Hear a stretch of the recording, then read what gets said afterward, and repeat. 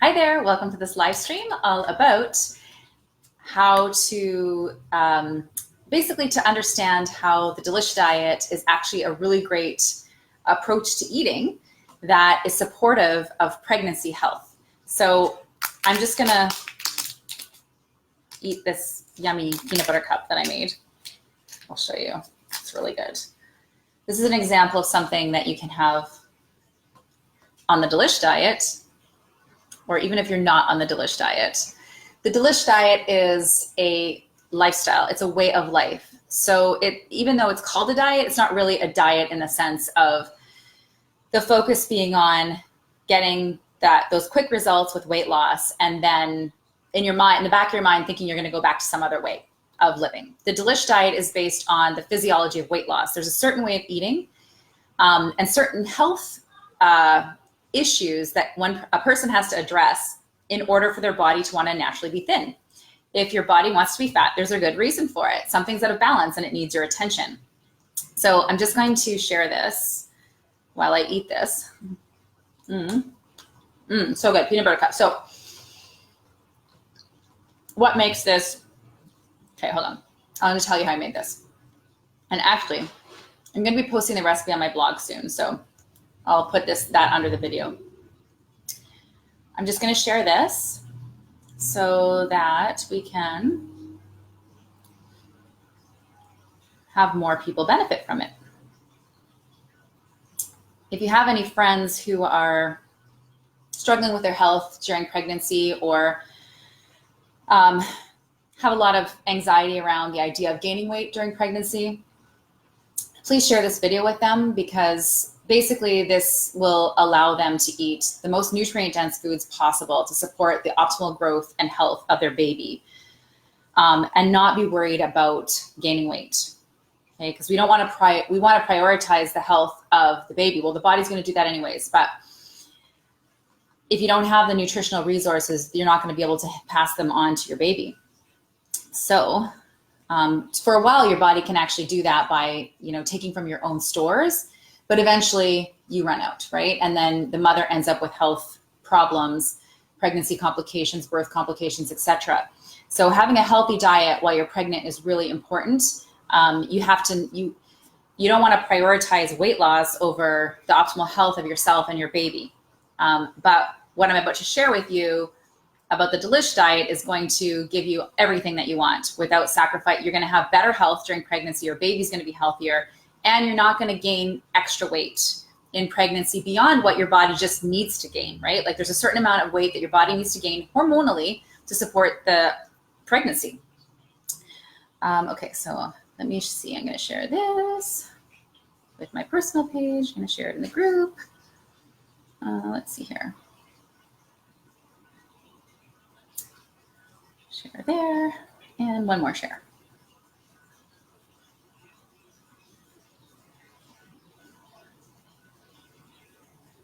Oops, where am I going here? Another page. Let's go Nutrition Wisdom with Sherry Rothwell. My other page. Okay, so what's in this? So this is basically my usual recipe that I use to make homemade chocolate bars without sugar. So literally it's like 1 cup. So the bottom, the chocolate part, is 1 cup of coconut oil, 1 cup of cocoa, and I use the kind of cocoa that is like higher fat. If you can't get that, that's fine. I just happened to use it this time because I was at Bulk Barn and I saw it and they didn't have any raw cacao. So I grabbed that one. It's super rich and it's higher in fat, which is actually better that it's higher in fat. We can talk more about that. And if you have any questions while you're watching this or watching the replay, please feel to post them in the comments and I will get back here and answer your questions. So it's 1 cup of cocoa, 1 cup of coconut oil, 3 to 4 tablespoons of powdered erythritol, which is a fermented form of sugar that has no impact on your blood sugar levels or calories in it. And it's not synthetic, like it's not one of your artificial sweeteners. Most people can tolerate it perfectly fine unless you have like major gut issues. Some people will sort of feel a weird kind of feeling when they have erythritol. In that case, you could do it with stevia. Erythritol is also made from corn. So unfortunately, that's kind of overdone in this society, and a lot of people have corn allergies. So it's another reason why you couldn't do it. But if you don't have a corn allergy and you don't have a, what was it, like a gut issue that's causing a negative sensation when you have it, then you're fine to have it. By the way, make sure you get the non-GMO corn or the non-GMO erythritol that comes from non-GMO corn. There is a brand called Organic Zero that if you want to avoid all corn products, they primarily make their erythritol from cane sugar. But when they run out of cane sugar, they sometimes make it from corn sugar. So I still can't recommend it for people with corn allergies. Anyhow, it's one of the secret ingredients that I use to make myself treats to go from size 16 to size 4. So eating a lot more fat, okay, but getting that sugar out. In the middle is peanut butter. It was about, I think it was a half a cup of peanut butter I put in this, and a tablespoon of coconut flour and 2 tablespoons of erythritol and a little bit of salt because I have unsalted peanut butter. And you basically just pour the chocolate into the little peanut, like the little cups that you can get, the baking cups, and then put that in the freezer for 10 minutes, pull it out, pour the peanut butter that you've melted in. Oh, I also added a heaping tablespoon of coconut oil to the peanut butter so it's softer. And then you just put that in, let that go for 10 minutes, put the peanut butter layer on, let that go for 10 minutes, and then you put the chocolate layer on. So you got your 3 layers. Haven't quite figured out how to do a Reese's peanut butter cup where you don't see the peanut butter layer in the middle. But anyways, it tastes amazing. Peanut butter. Another thing that some people can't do, another thing that people can have allergies to, you could use almond butter. Same recipe with almond butter if you want. So I just want to tag the person that I'm specifically doing this video for. One of my clients is pregnant and was wanting me to confirm that it was okay for her to do the Delish Diet while she's pregnant. So I'm just going to make sure that I'm going to tag her in that so she sees it.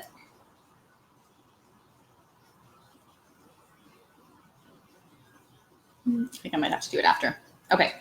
All right. So the Delish Diet is a way of life, not a diet in the conventional sense. It is a healthy way of life. It is a natural way of living. So just because we call it a diet does not mean that it's not okay for pregnancy, right? Because the goal is not to lose weight during pregnancy. The goal is to be healthy during pregnancy and to not overgain weight, okay? I wish I had known this when I was pregnant, because having the tendency towards insulin resistance that I didn't know I had, okay? I gained so much weight in both my pregnancies. I think a month before I gave birth to Jasmine, my daughter, I was I think I already saw a 190 or something on the scale. You don't need to gain that much weight to be giving birth to a child, right? So yeah, the weight that I lost, I was up at that 176 down to my, the size 4, right? I've been heavier than that during pregnancy. And a lot of women don't really recover after pregnancy, their pre-pregnancy weight, right? Because the stress of pregnancy will trigger your insulin resistance. Okay. That's why a lot of people are fine. Their blood sugar is fine. And then they have gestational diabetes because the stress of it's not just it's stress on your body, the stress on just in the change of life, just even the mindset of what's coming. And a lot of pregnant women feel isolated. They feel alone. They don't feel cared for in this society. And then it gets worse postpartum, right? So then the cortisol goes up even more. And so postpartum, even though the person's not pregnant anymore, they have a really hard time letting go of that weight.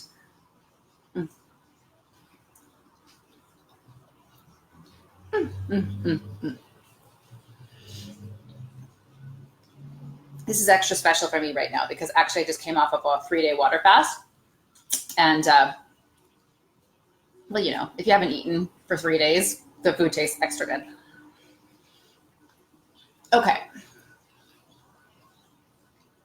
It's kind of hard for me to distill this down. For those of you who might be watching that don't know the ins and outs of the Delish Diet, whereas the person that inspired this video and asked for it is a member of the Delish Diet program and knows more about the program. So again, if you have questions, post them in the comments. Okay, so a person might think to themselves, okay, one thing the Delish Diet doesn't do that you would know is probably not a good thing while you're pregnant is restrict calories. You can eat, we don't even look at calories. It's not even an issue, right? The purpose of if you restrict calories, you can lose weight. That's obvious. I mean, everybody does it, but it's not permanent, right? So the purpose of the Delish Diet, actually, I think I'm going to put this in the fridge because it is melting like crazy. That's a problem. If you want to make your skinny bombs, that's what I call them. The keto movement calls them fat bombs, but they make you skinny, so why call them fat? They melt because they're made of coconut oil, but you can buy cocoa butter and make it that way. Okay, one sec.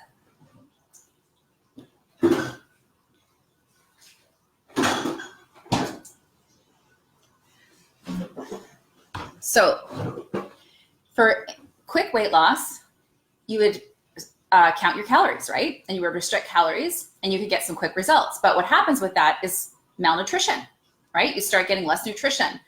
That has impacts on your hormones. And then what happens is you start to have cravings. And you can only use willpower for so long to restrict calories. And then people just boomerang back to their old way of eating. They don't even change their lifestyle. They literally just go on these like diets that are not even meant like to be permanent. You don't even like plan to stay on the diet, right? Whereas with the Delish Diet, there is no counting calories. In fact, the first thing you want to do is re-nourish your body so that instead of having to use willpower, because you're fully nourished, you stop having cravings, right? So no, we do not count calories. So yeah, of course you can do the Delish Diet because it's in pregnancy, because it's all based on whole foods. There is no specific amount of carbohydrates or protein or anything that you have to count. Now, I do give amounts for protein to aim for, ideally, right? And in the program, I have a list of ideas for protein foods because for women, and this is really important in pregnancy, right? You really want to make sure you're getting enough protein because if you don't get enough protein, that level of malnourishment along with not getting enough electrolytes can lead to eclampsia, which is very dangerous. So you want to make sure that you're getting enough protein. And there's no specific amount of protein. It's based on what you actually need. And in pregnancy, you need more. Okay, so you would just be extra careful. I'm pretty sure there's a ton of people in my program who are not even looking at that chart, right? They're not even focusing on the protein. The reason why I put it in there is because actually protein is like important for all of us. And typically women tend to not eat as much protein.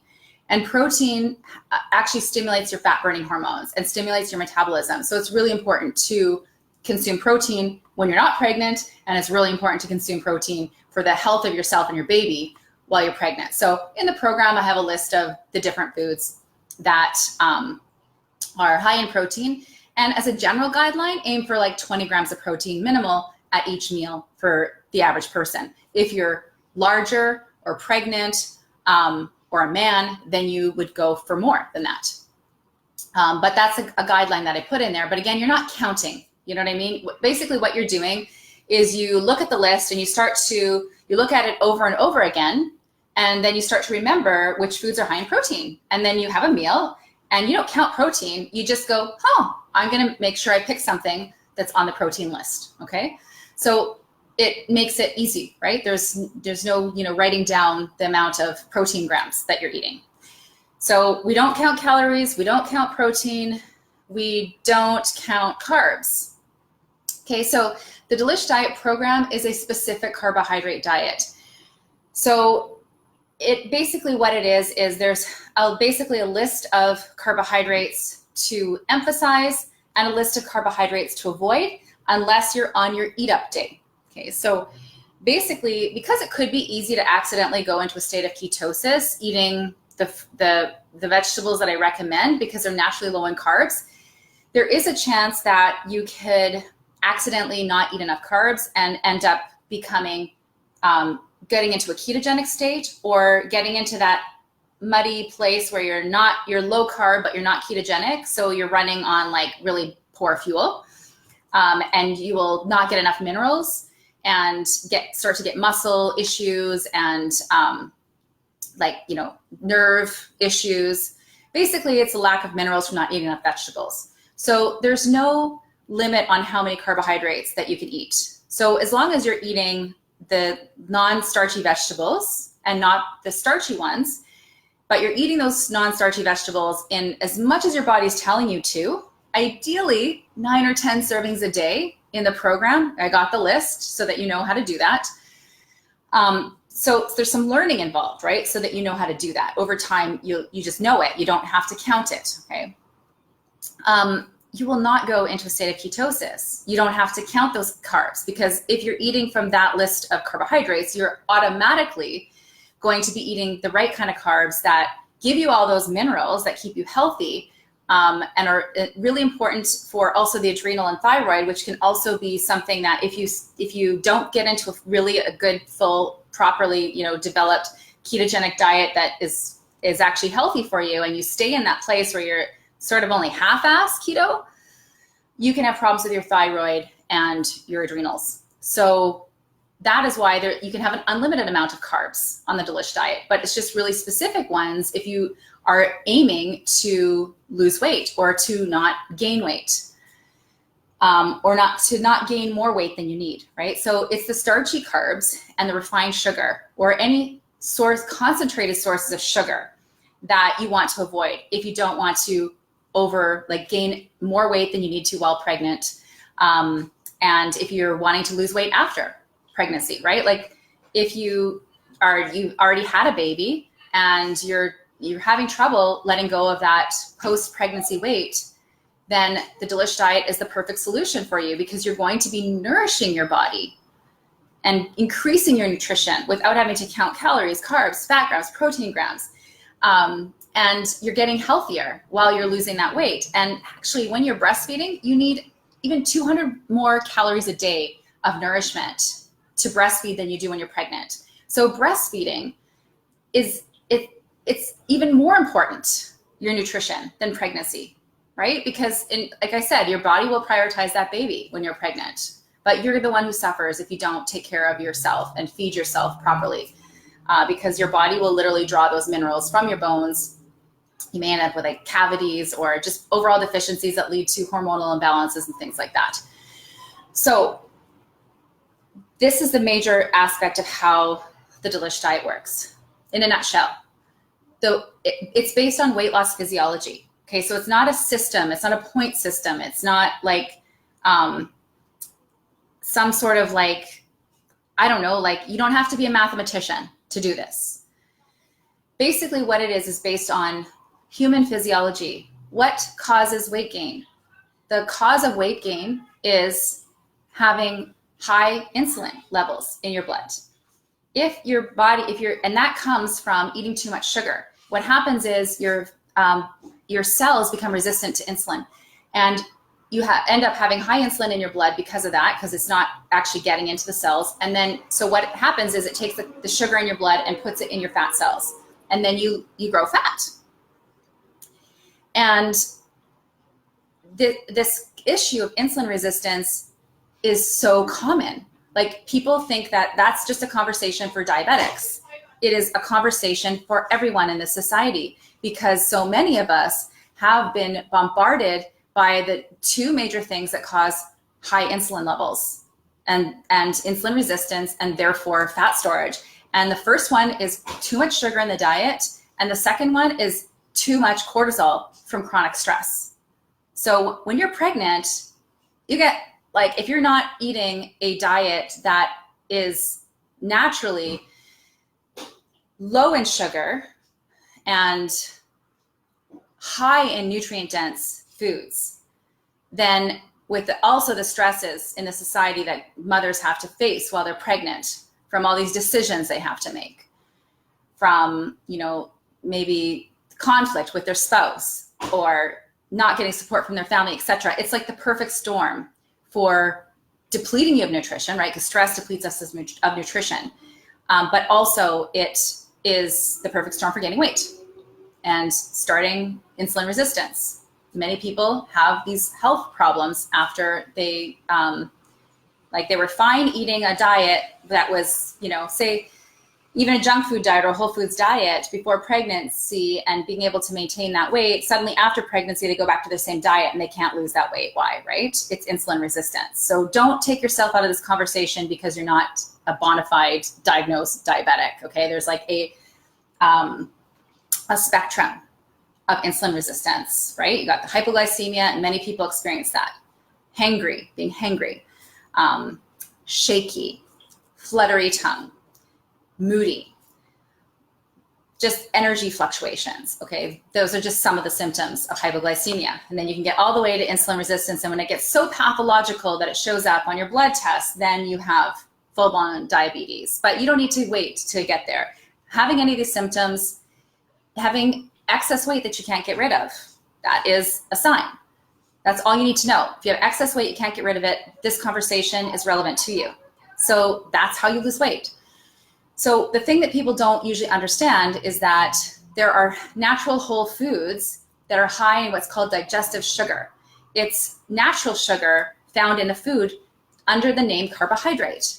Okay, so your body does not give a flying crap, okay, about whether the sugar you eat is white sugar off the spoon, maple syrup, you know, organic unrefined sugar, or the sugar that's in quinoa. It doesn't care. Once it's digested, it's just glucose, and it will cause fat storage. Okay? Obviously, some of those foods come with nutrition that's good for your body, but we're having a conversation about weight loss. That those foods, like say for example, a cup of quinoa has 8 teaspoons of sugar in it. Okay, so your body now has to deal with that sugar. At any one time, you need about 1 teaspoon of sugar in your blood. So when you consume at any one time much more than that, you stimulate too much insulin, then you have fat storage, right? So the foods that we eat, that we emphasize, the carbohydrates that we emphasize on the Delish Diet are naturally low enough in carbohydrates that we can eat them in unlimited amounts, and we would never be eating them in an unhealthy way that would exacerbate insulin resistance. If you don't have those symptoms and you're not overweight, then this conversation is, you just want to eat whole foods, right? So you don't need to be worried about, you know, you're fine to eat a potato or a yam or sourdough bread because this is not an issue for you. But for anyone who's overweight, it is an issue, and you have to pay attention to it. And what you want to do is eat this healing diet. The Delish Diet is a healing diet. You eat this way, and what happens is that problem, that imbalance in your body, insulin resistance, starts to go away. And then you have a higher and higher carb tolerance, and then you can have more and more eat-up days. Okay, so an eat-up day on the Delish Diet is where you'll have at least one meal of the day. If you want, you can do it the whole day, where you eat an unlimited amount of the starchy carbs if you want them, right? Like that might be your day that you go to a restaurant or to a family gathering or to whatever. You just want to make that meal that you love that you don't eat regularly anymore because it causes you to store fat. It helps stimulate your metabolism, make sure that you don't go too low carb, and it also makes sure that you don't go into a ketogenic state. So that's how we protect from that. So even while you're pregnant, you don't have to worry about that. You might find that your insulin resistance is not that excessive. So you can have multiple eat-up days a week and you're not going to gain weight and you're going to remain healthy. And there will come a point where this conversation will, you know, you'll just be able to eat a whole foods diet and be fine, right? There's many people who eat high carbs and are thin, right? They don't have insulin resistance. Some of them are thin and have insulin resistance, and it actually just doesn't manifest as being overweight, because I'm sure you've met diabetic people who are very thin. So it's not black or white. There's it's like an individual situation. But the point of the Delish diet is to help you heal yourself, not so that you have to eat in a specific way for the rest of your life. But based on the physiology of this, you are actually doing what's best for your body. It's better for us to take a long-term approach and live this lifestyle and not ever eat concentrated sources of sugar, right? Like, doesn't that sound like crazy? Like, oh, I'll never be able to have pleasure again if I never ate anything with sugar in it. If you only eat it once a week, that's fine, okay? But it shouldn't be in your home, right? Because then you're just going to be wanting it.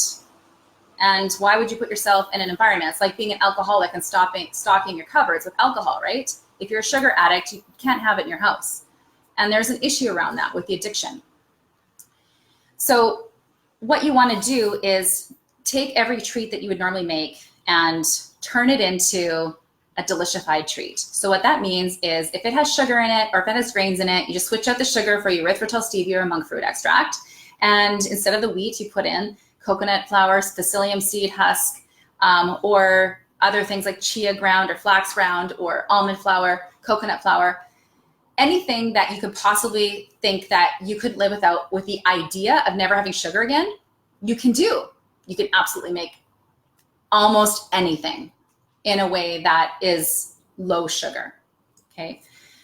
So sugar has so many negative effects, right? Like, so if you choose to live this way, take sugar out of your kitchen, put those things in your kitchen, and then just save the, the weed and the things that you would like to have as treats when you go out, right? So you can live a moderate, experience of life. You don't have to never leave your house or never go to a restaurant or never go to a family gathering.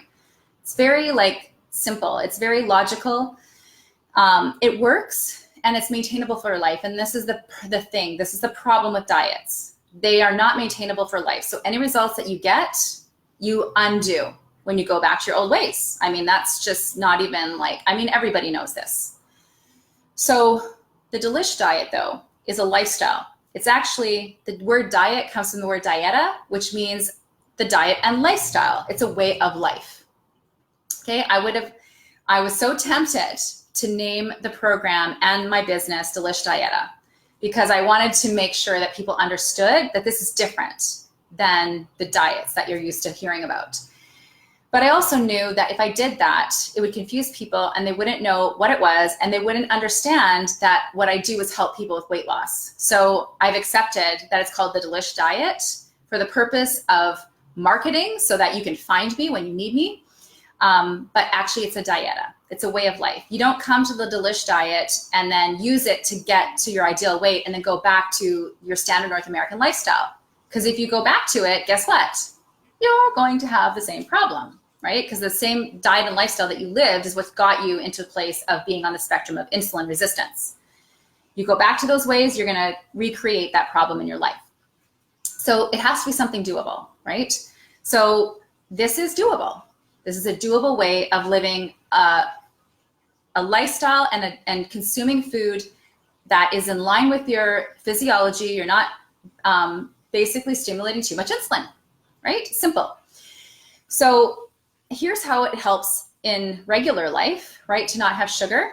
If you stop eating sugar, the colds and flus that you're susceptible to, way down, right? In all these, this last 7 years, I've maybe had 2 or 3 colds and they were after an eat up day where I consumed sugar. Okay.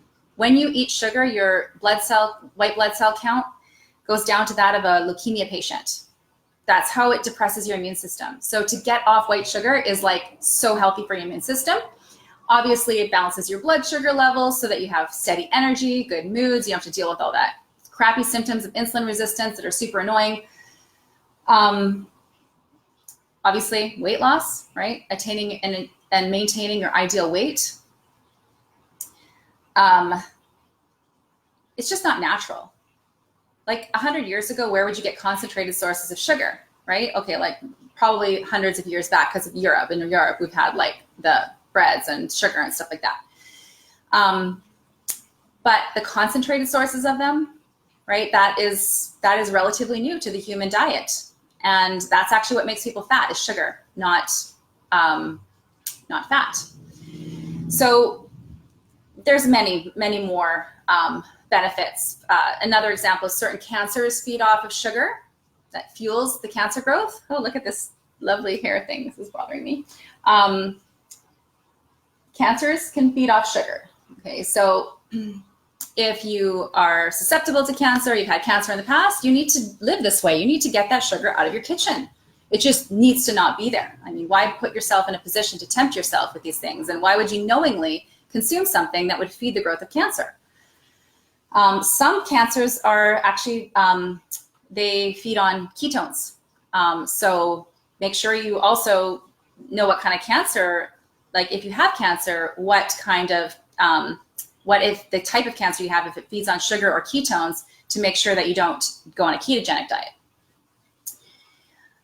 Okay, so that's enough reasons why not to eat sugar. Now, I'm going to talk about in specific to pregnancy.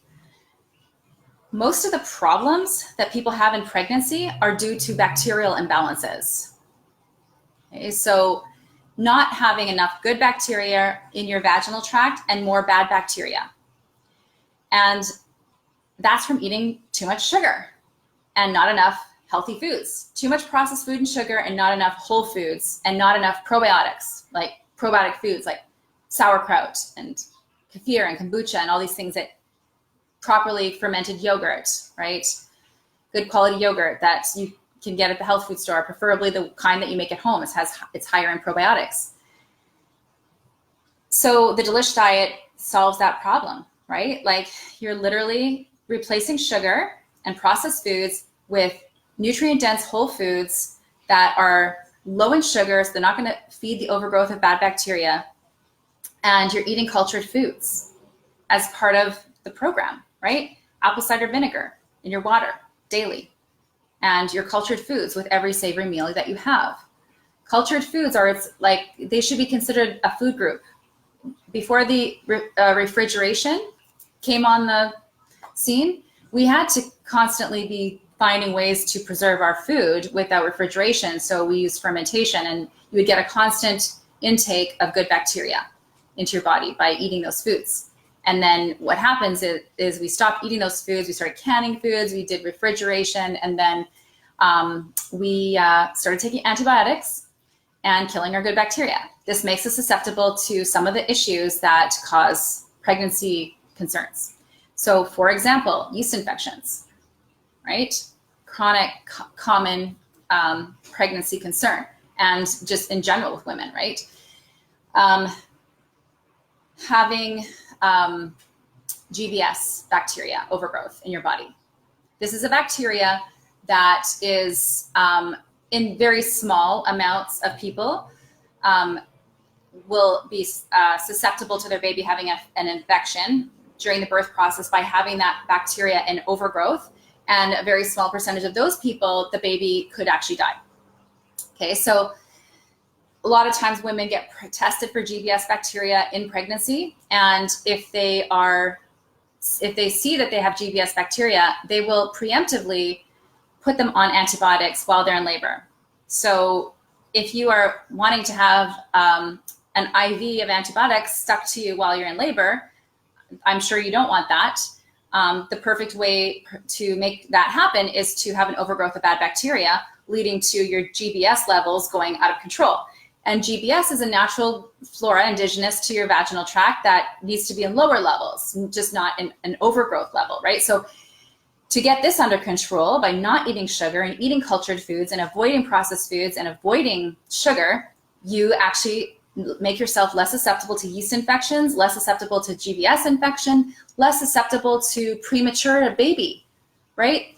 When your bacterial imbalance is out of hand, your body wants to get that baby out of that environment. So that is one of the things that can cause your baby to be born prematurely, is a bacterial imbalance in your gut, and then therefore in your vaginal tract. Let's see what else we can connect this to. My phone's ringing. Never mind. Iron. You need to have optimal levels of iron during pregnancy, breastfeeding, and so on, right? For your health and the baby's health. And when you have a gut flora issue, you will have a difficult time absorbing nutrition. You will not be able to absorb the iron even if you're consuming it, because there's a certain strain of bacteria, it's iron-loving pathogenic bacteria that literally eats the iron before you have time to absorb it.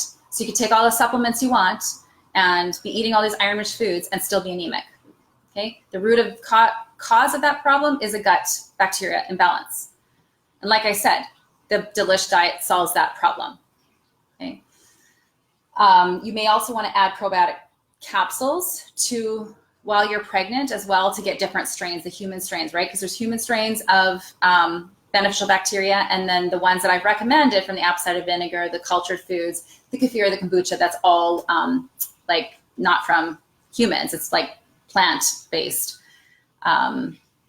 versions, not animal. And of course, yogurt, right? That would be from an animal source. It's perfect. Ideally, when you actually make cultured foods at home, you have higher amounts of that bacteria. So it's more medicinal when you consume it than if you buy it at the store, okay? But buying it at the store is the next best thing. It still has good bacteria in it. Okay, what else do people go through? They go through, after the pregnancy, they've given birth, and we already talked about preeclampsia and preventing that by getting enough protein, which the Delish Diet supports and helps you to make sure that you do that. The anemia like issues with your blood can lead to more susceptibility to suffering and bleeding more after the birth. Okay, so you can recover better if your iron issues are in balance, right? Of course, anything that you end up going through in the pregnancy and birth you'll just recover so much faster and handle it faster if you're in an optimal state of health. Okay.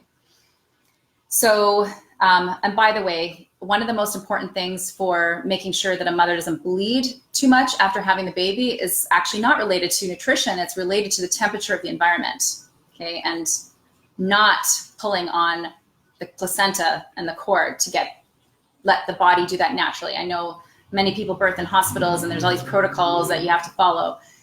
But if you can get support to have a natural experience of birth where actually nobody's pulling on the cord, your body will it'll push the placenta out itself. And the environment needs to be warm to prevent hemorrhage. And I'm not making this up. This comes from Dr. Michel Odant. I recommend his book. It's called Birth and Breastfeeding. It's fantastic. And that will support you to create an environment, a physiological, a natural environment to give birth in that allows you to express the full physiology of birth as a mammal. That will make the birth so much easier.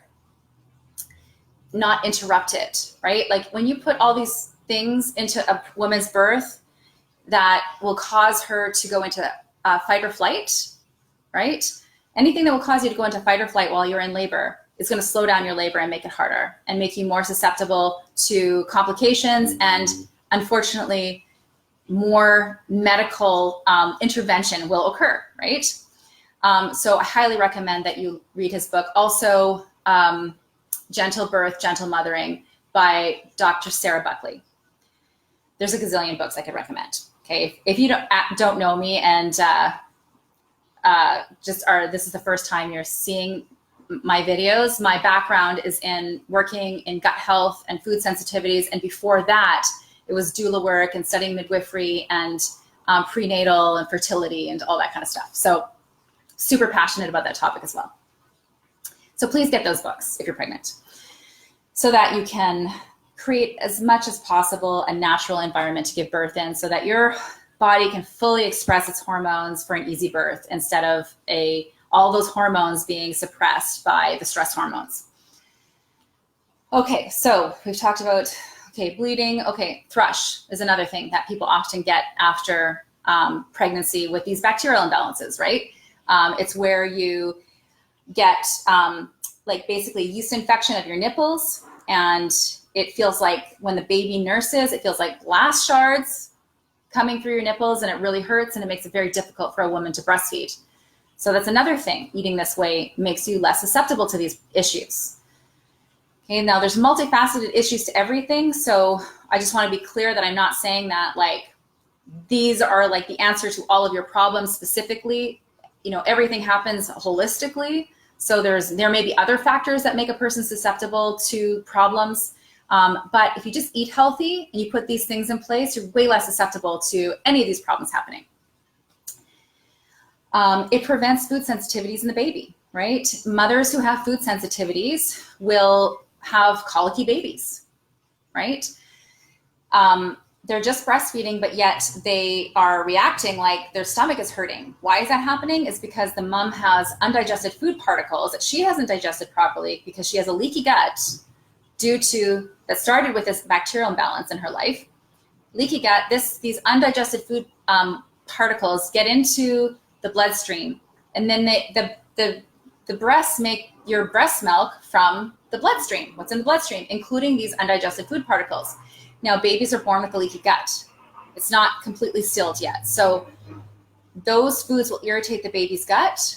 It's typically things like coffee and dairy and whatever you're sensitive to, right? It's different for anyone or everyone, but those are some to take out right away just to see if you can get some relief for your baby. So if you don't eat a healthy diet and you have bacterial imbalances, then you're more susceptible to your baby having colic. Okay, so these are reasons why it's actually a super healthy diet for pregnancy. Okay, so another thing is fats. Today I'm going to get off the topic of sugar, carbohydrates, and bacterial imbalances, and we'll talk about fats. So fats are so essential for the health of your baby. And in the Delish Diet, we really emphasize fats. We don't, again, there's no specific amount of fats. It's just an unlimited amount of fat that is of the right quality. So no vegetable oils. The only oils you can have that are healthy for you, that are traditional use, are butter, any animal fat. It's grass-fed lard, doesn't matter what it is. As long as it's animal and it's grass-fed or organic.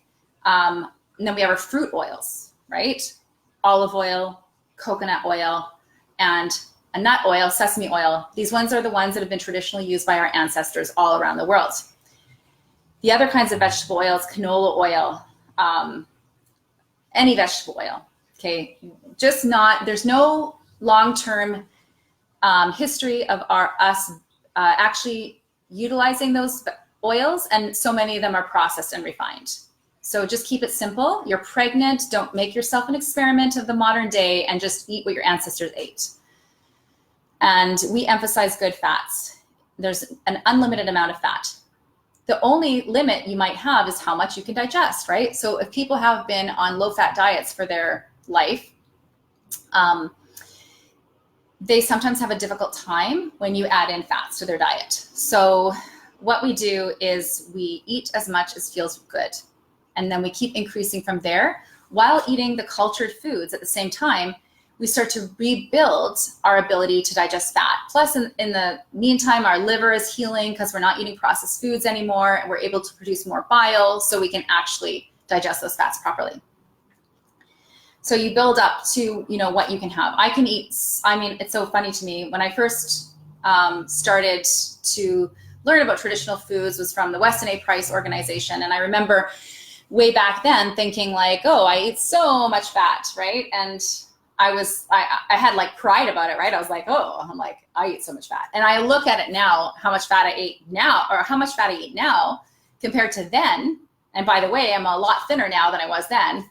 I didn't eat nearly as much fat as I can eat now, okay? And I even remember sometimes back then where I would get these weird pains, like you get pain in it feels like you're gonna have you're worried about your heart, right? Because the pain will radiate and it'll go like neck and shoulder and then into your heart.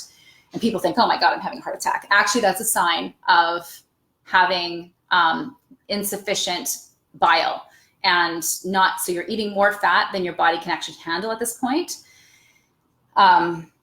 And it's a sign your digestion needs attention and your liver needs attention. It's not a sign that you shouldn't be eating fats. It's just a sign that you don't have enough digestive resources to be able to eat, to digest and break down the amount of fat that you're eating. So keep it to the healthy fats and then see how much your body can tolerate, and then just keep building up from there. The more you consume cultured foods, and the healthier you get and your liver is cleaned out, the more fat you're going to be able to tolerate. And that's super good, especially in pregnancy, because your baby requires so much fat. This is why I believe that women get pregnancy brain, is because they're not eating enough fat. And the body is prioritizing the baby because fat is essential for your nervous system and your brain. You need good fats if you want to think and be able to remember and be healthy, right? So many women after having babies feel like they don't have the brain they had before, right? Some of it's stress, but some of it's essential fatty acid deficiency and also saturated fat deficiency. Our culture has kind of gone into this place where we're like, okay, we'll acknowledge that fat is good for us, but they only want to admit that about the essential fatty acids, not saturated fat. Saturated fat is still demonized, but actually if you're getting enough saturated fat, you'll need less essential fatty acids. That balance, you'll absorb more essential fatty acids if you're getting enough saturated fat. So you need both. I wrote about this in actually Natural News. So if you go to the Natural News website, put in something about pregnancy brain and Sherry Rothwell, you'll be able to find the article that I wrote there about that. The fat is super good for your brain while you're pregnant. Again, it's going to help displace sugar in your diet. So when you don't eat enough fat and you're not satiated, it's going to cause you to crave sugar. So the more you eat fat, the less sugar you're going to want, and that's going to support you instead of having to use willpower. So that's amazing about it as well. So everything to do with your brain and nervous system, any symptoms along that way, the fat is so important for. And fertility. Okay? Like a lot of people can't get pregnant because they're not eating enough fat. The First Nations belief system was that if a person could not get pregnant, that they should eat a diet of bare fat. And it's a lot of saturated fat, right? And again, in our society where everybody's afraid of fat, it's, no wonder. With the nutrient deficiencies just in general, plus the deficiency of fat that we get in our diet, and then all these processed foods and all these vegetable fats that are processed and refined and hard on the liver, it's no wonder that people struggle with getting pregnant, right? So eat fat. If you want to get pregnant, you need more fat, especially saturated fat, while you're trying to conceive.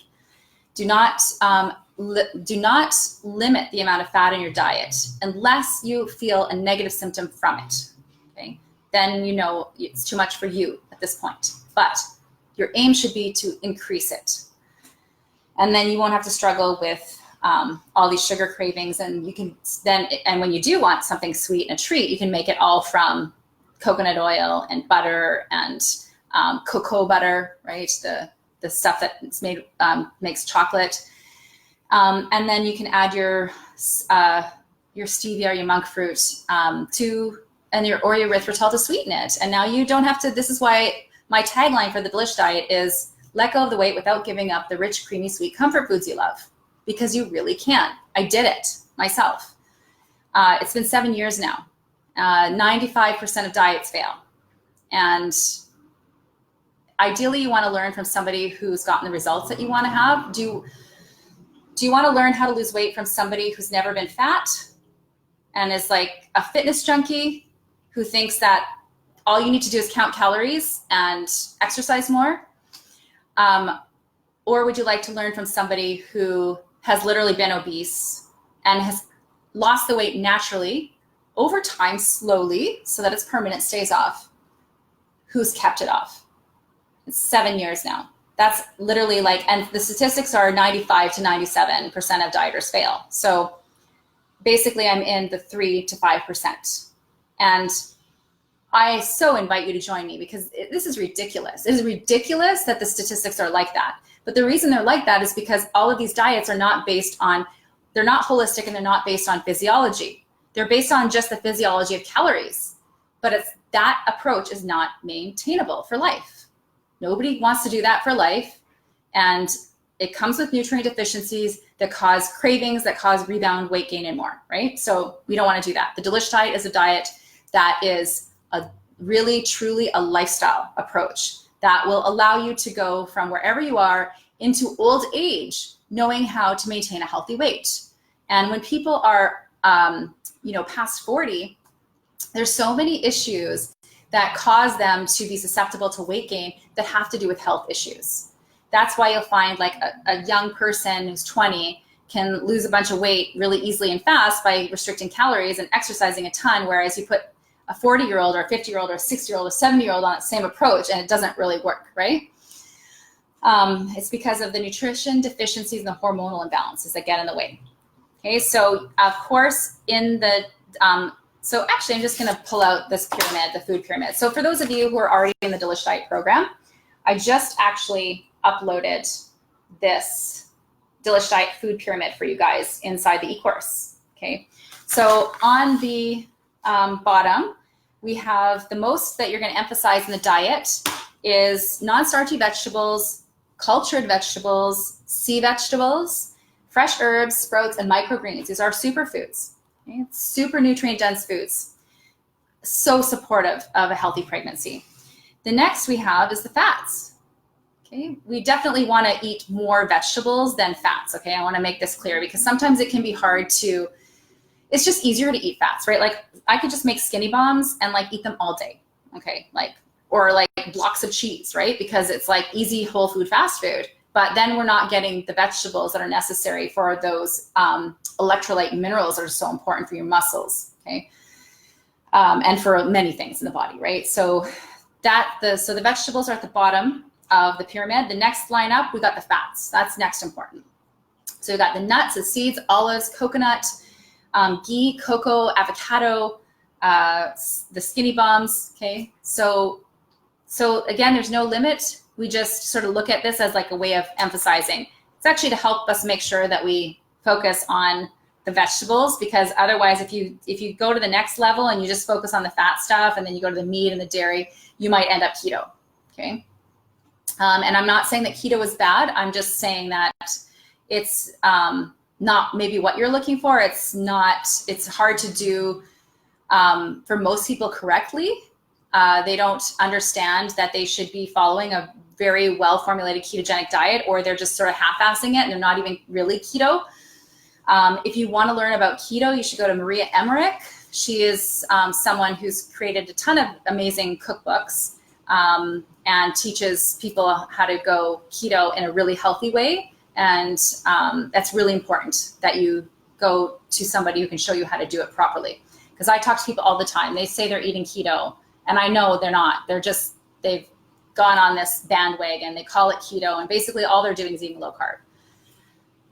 Okay, so, and by the way, in the Delish Diet approach, any keto recipe is 100% allowed on this program. It's going to be a great basis for any meals. But then you just add these extra non-starchy carbohydrates on the side in unlimited amounts. And you don't have to be keto and you can still lose weight. And when you're pregnant, it's not going to cause you to lose weight while you're pregnant. It's just going to prevent you from it could actually cause you to lose weight while you're pregnant if you're overweight and you don't need that extra fat, and that's fine, right? There's a certain amount of fat that you need that your hormones will cause you to gain while you're pregnant that is not going to be affected by your diet, okay? Everybody is going to gain a certain amount of weight due to hormones while they're pregnant, okay? But you don't need to gain 50 pounds. Like most people, it's around 20 to 30 pounds, okay? You don't really need to gain more than that. So if you are already 50 pounds overweight, you could eat this way and be pleasantly surprised that you can get to a healthier weight while you're pregnant, which will make it easier for you to lose it after and go back to an even healthier weight. Okay, so next in line is if you eat meat, would be grass-fed meat, sustainable fish and seafood, pasture poultry, right? Of course, this is important for pregnant women. To eat enough protein. There are some options for proteins on the Delish Diet there, and it just makes it more difficult if you can't have any animal products. Okay, so ideally, if you do, if you're not going to be having that, if you have eggs, lacto-ovo-veg would be better, and the raw or cultured dairy if you can digest it. Okay, so again, it's going to be individualized to the person. There's always a way to do things in the most healthy way possible. I'm not 100% convinced that going vegan is a good idea, but vegetarian is totally fine. Okay, so you'll just have the things that you eat in that animal foods category.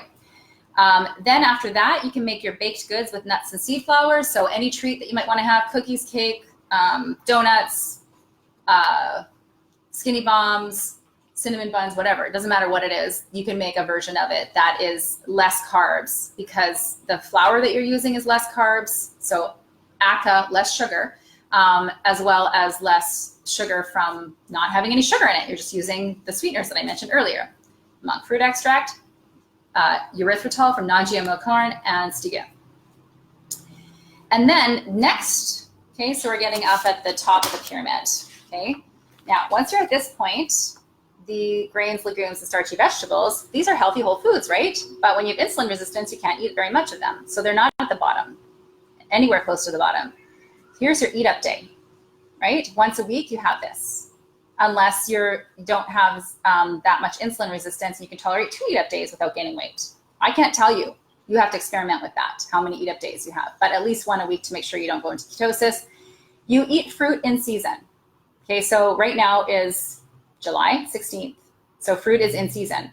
If you're not overweight, then you can eat fruit in a moderate way in season, and that's actually healthy for you, okay?